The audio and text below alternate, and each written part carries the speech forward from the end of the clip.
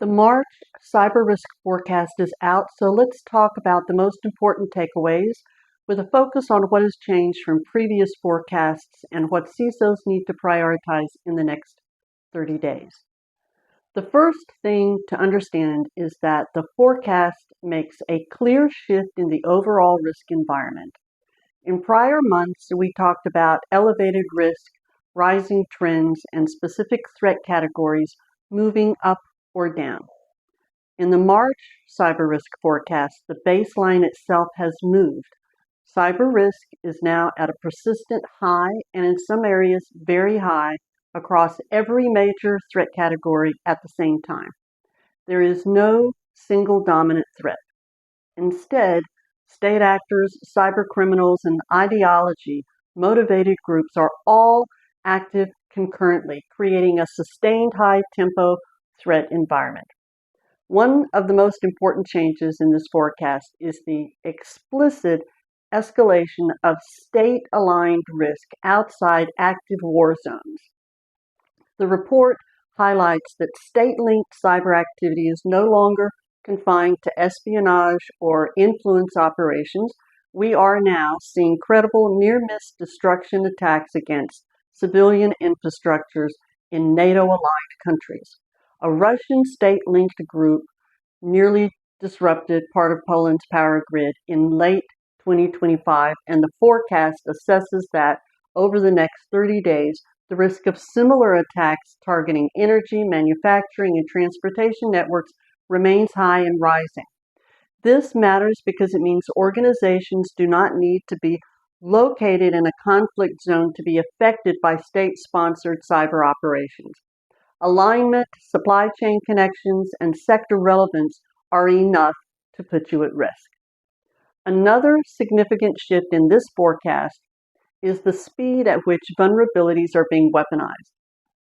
The March report forecast calls out the Chinese state-aligned actors that exploited a critical WinRAR vulnerability just 8 days after its public disclosure back in August of 2025. That's not that long ago. That example is not included for historical interest. It is used to illustrate a structural change in the threat landscape. The window between vulnerability disclosure and exploitation is shrinking rapidly. And in some cases, exploitation is happening before many organizations can be reasonably expected to patch. Over the next 30 to 60 days, the forecast assesses a very high likelihood of continued state-aligned exploitation of newly disclosed vulnerabilities, particularly against technology, government, and defense-adjacent organizations. Ransomware also remains a central concern, but the framing has changed. So in the March cyber risk forecast, it's no longer treating ransomware as a probability problem. It treats it as a certainty problem. Ransomware activity increased by 58% year over year in 2025. More than 120 distinct ransomware groups were active, and at least one new group has already emerged in 2026. So the forecast states clearly that ransomware should be planned for as a when, not if event. And the language is intentional. It signals that prevention alone is no longer a sufficient strategy. So what does all this mean for CISOs over the next 30 days? The top priority is exploit-driven vulnerability management. Traditional patch cycles measured in weeks are no longer aligned with how attackers operate.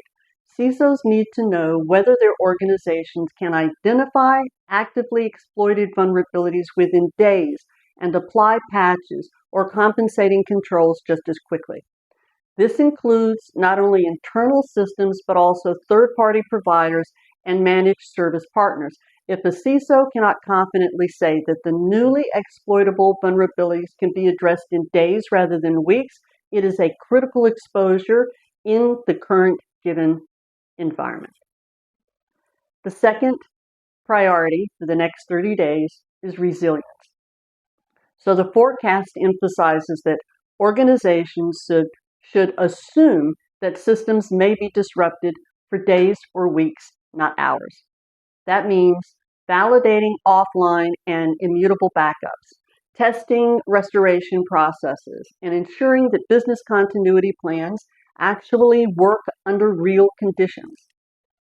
In sectors like healthcare, finance, and industrial operations, this also means confirming that manual or degraded modes of operation are understood and practiced. The report is clear that modern ransomware incidents often involve prolonged recovery periods, and organizations that have not tested these scenarios are likely to struggle.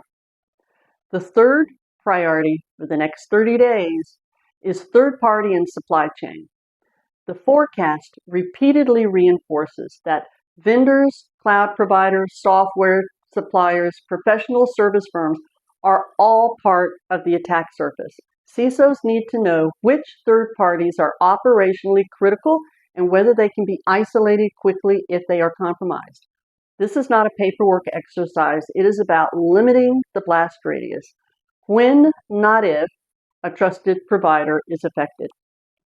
And finally, CISOs need to be prepared for geopolitical spillover. The March cyber risk forecast makes it clear that cyber activity is increasingly tied to geopolitical events and that spikes in attacks often follow sanctions, military developments, or major political moments. This means monitoring geopolitical development is no longer an option for security leaders.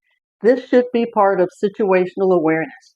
Organizations should ensure that DDoS protections are in place, detection capabilities can identify lateral movement and abnormal data access, and that leadership understands that cyber incidents may be triggered by external events with very little warning.